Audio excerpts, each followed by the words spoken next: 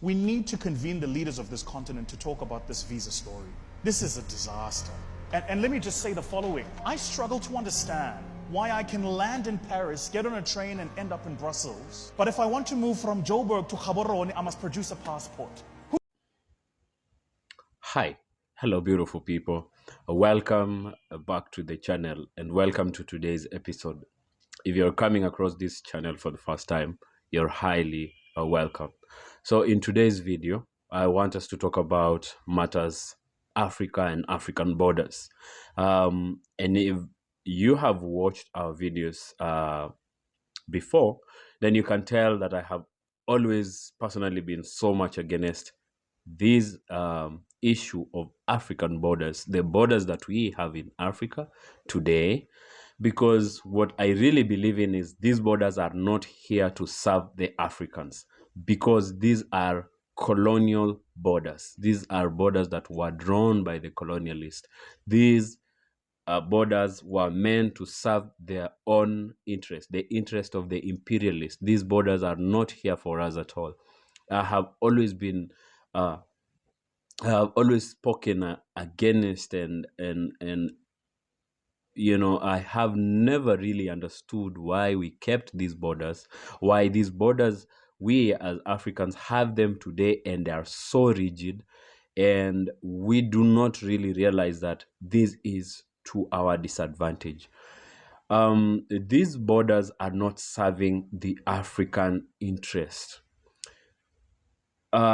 Just so we can get this picture so clear, it's very hard for one African from East Africa, my region is Eastern Africa, to move from a country in East Africa to a given country in the west of Africa, in the south of Africa, or even in the north of Africa. It's absurdly so hard that sometimes you might have to go to Europe and take another flight back to Africa just to successfully move across the continent, simply because the system has been set up against you freely moving across your African borders into your neighbors' countries, into your friends, into your brothers and sisters' nations, you know. And I have always said in my videos that one of the most successful strategies that the imperialists used to subdue and dominate Africa was the divide and rule tactic. These borders are still serving that tactic today. I am going to share a video, a short video. Let's watch this video together, and we have an analysis of it at the end of the video. So here is a video. We need to convene the leaders of this continent to talk about this visa story. This is a disaster. And let me just say the following. I struggle to understand why I can land in Paris, get on a train and end up in Brussels. But if I want to move from Joburg to Gaborone, I must produce a passport. Who's the genius that came up with the scheme? You know, the Europeans are so quick to tell us that we can't bundle ourselves into a single block, but they've done it. I'm sorry, can we just pause? Just one moment, pause the time. Who designed this nonsense? I have a theory, and here is my theory. You only lock the vault where there is money. And so maybe there's a reason you've been kept out of that neighboring country. Maybe there's a reason you've been kept out of that neighboring region. Maybe there's a reason you can't travel to that other place. Because if you were to, there is something you might do that would help us build what we all know we are capable of. So first, keep them away from each other. Second, convince them that they're enemies with each other. And third, convince them that the other one is better than the other one. And before you're done, they will hate it. Yeah, so as you've heard from that video, these people know that the moment I am able to transact my business freely and easily from one African country to another, and with all the resources and all the potential that Africa has, then Africa is going to become the world power it is. And they are not taking any of that. They cannot stand that. You know, as you have heard from that video, they must try and ensure that we never really realize what is really hidden just behind this whole border story. It's time for Africans. It's time to convene African leaders to come together. It's time for the Pan-Africanists, the true sons and daughters of this continent, to come together, to think about this, to look, introspect keenly into this, and to see that everything here is a mess. The system is very, very much set against the African child, the African person, the black person. They never want you to know the truth. They never want to really, really give you as much information as that is going to empower you fully to assume your full potential. I love Pan-Africanists who are vocal about this story. I love African leaders that really are realizing this and keep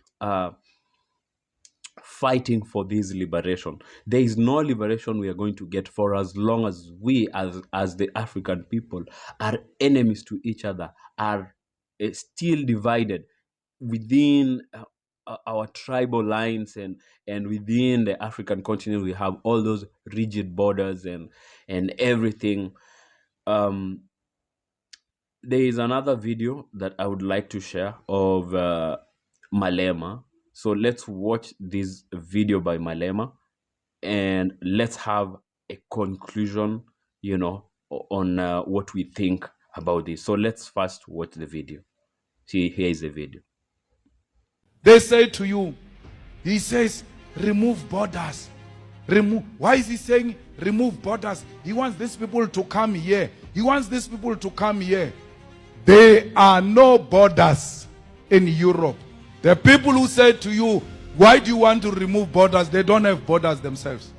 And we have not seen, because of borderless Europe, we have not seen the people of Italy moving to Britain. Because the pound is stronger, let's go to Britain than the euro. No, they've always stayed where they are. But they can eat breakfast in Italy and have lunch in Britain and have dinner in Spain without any hassle. Why? They are one people. They are enjoying each other. They embrace one another. But we must not do that. Once we do that, Malema says people must come here. They are going to take your jobs and all of that. Why are you allowing that? This Malema must be stopped. It's not true. They are threatened by African unity, because the unity of African people will mean they are equal to China, they are equal to India, they are equal to Russia, they are equal to Britain. You are an organization that wants to unify the whole of Africa, have one currency, have one parliament, have one president, and have one military command. Because the reason we are fragmented like this and we are defeated is because the enemy enjoys and thrives when we are divided. We are not a regional organization. We are an international organization. When we go everywhere in the continent, the people come out in their numbers to come and receive the message of the EFF, because we're an international organization. Okay, right. Welcome back. So it's time for the African child, the African person, the black person to wake up. There is nobody that's going to fight for our liberation but ourselves. The black person from, every corner of the planet must now wake up and realize that it's time for us to assume our position. It's time for us to demand what is deservedly ours, to take up our position, break those obstacles that are, permeate those borders as much as possible, so that business can run smoothly and easily across one African country to another. If I'll tell you a short theory that I came across reading a political book, and it's ironical how these people treat the African person. So you always keep wondering and asking yourself, what is this that about the West always, pushing certain social agendas onto African people? Why do they really keep on insisting on pushing very unpopular social issues, social agendas, the LGBTQ things on Africans, to people that do not really subscribe to that school of thought? And I'll tell you that the motive behind that story is, absurdly very different. It is usually an economical agenda. So these people know one thing, that social issues, for any human being, social issues always come before economic issues. So once they push those unpopular social agendas to enrage you, and you're all over the place ranting and crying and decrying and fighting them, you know what? They have a good opportunity now to pick your resources, to keep you in the dark economically, because once you're so much engaged in the social issues, fighting the LGBTQs and every other social issue that's being shoved down your throats, then you really forget about your economical issues. Because economical issues always come second to social issues, so they keep you engaged talking about LGBTQ and stuff, and how we don't like it and how we're not in agreement with. And then they have a good opportunity to loot from you, to impose those outrageously high interest loans on you, those that Africa and the third world and all developing countries will never ever be able to pay. Think about go and find out how much a loan that they give to the United States, the IMF and the World Bank, those multilateral international financial institutions.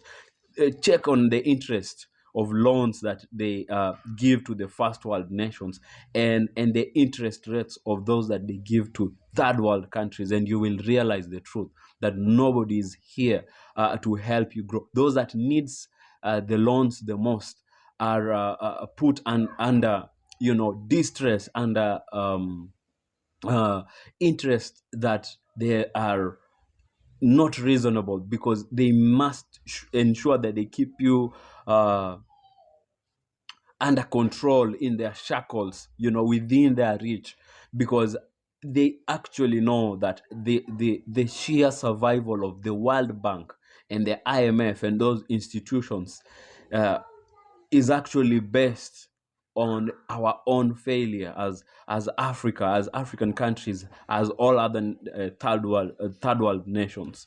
So these people have really hidden agendas. They have really mastered the art of manipulating you, getting you into their story. And it's